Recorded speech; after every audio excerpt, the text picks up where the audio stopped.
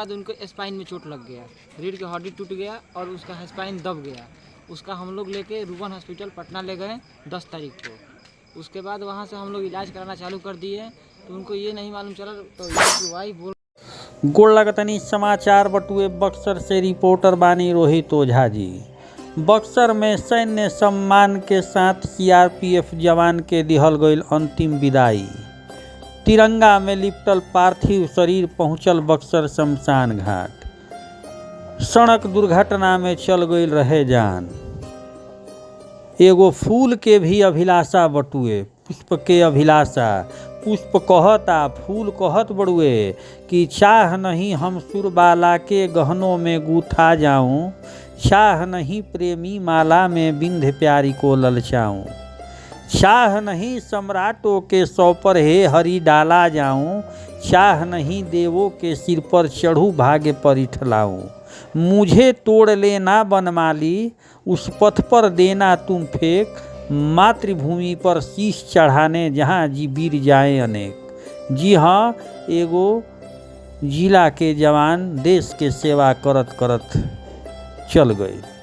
बक्सर के डीहपुर गांव निवासी सीआरपीएफ जवान के सड़क दुर्घटना में घायल भइला के बाद इलाज के दौरान जान चली गई। सूख के राती खा दिवंगत के पार्थिव शरीर तिरंगा में लिपटल गांव से बक्सर शमशान घाट पहुंचल, जहां अंतिम संस्कार खातिर काफ़ी संख्या में लोग पहुंच गईलन। देखे खातिर गांव के लोग के भीड़ जुट गई, जहां सीआरपीएफ के जवान के द्वारा शहीद साथी के गार्ड ऑफ ऑनर के बीच अंतिम संस्कार कइल गई। इस दौरान लोग दिवंगत आत्मा के श्रद्धांजलि देलें, भारत माता के जयकारा भी लगैलें।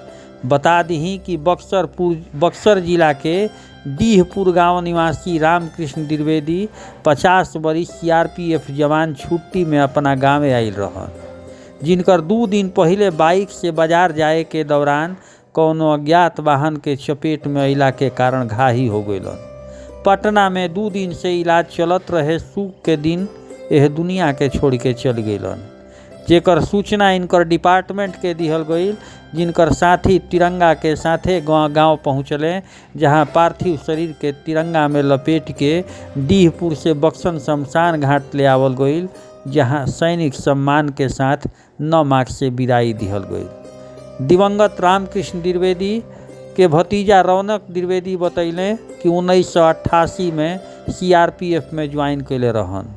फिलहाल इनकर पोस्टिंग जम्मू में रहे, जहां इंस्पेक्टर रैंक के पद पर रहन। दिवाली में घरे आयल रहन, लेकिन का पता सड़क दुर्घटना में घायल हो गइलन। रीढ़ के हड्डी में तकलीफ रहे, इलाज खातिर रूबन हॉस्पिटल में इलाज चलत रहे, जहां इलाज के दौरान यह दुनिया के छोड़ के चल गिलन। डिपार्टमेंट के साथी पहुँच के श्रद्धांजलि दिहलें, विभागीय कागजी कार्रवाई कैलें। अब लाइव देखा रहल बा भोजपुरिया समाचार, परिजन का कहलें आ साथे साथ गार्ड ऑफ ऑनर देत भी भोजपुरिया समाचार देखावे जा रहल बा। जय हिंद कमेंट में रउरा दर्शक लोग से जरूर निहोरा बा कि लिखब, एहसे कि एगो देश के जवान के बात बा, हमनी के शान के बात बा, हमनी के आन के बात बटुए। यही जवान के बदौलत हमनी के आज घर में सुरक्षित रह के चैन के बंसी बजावतानी जा। कश्मीर जैसन सरहद को अपन सेवा देवे वाला जवान अब ना रहले। बयान सुनी। पोस्टिंग इनकी कहाँ थी? जम्मू में थी। क्या नाम? और इनका नाम रामकृष्ण द्विवेदी था, जो कि इंस्पेक्टर रैंक पे काम कर रहे थे वहाँ पे।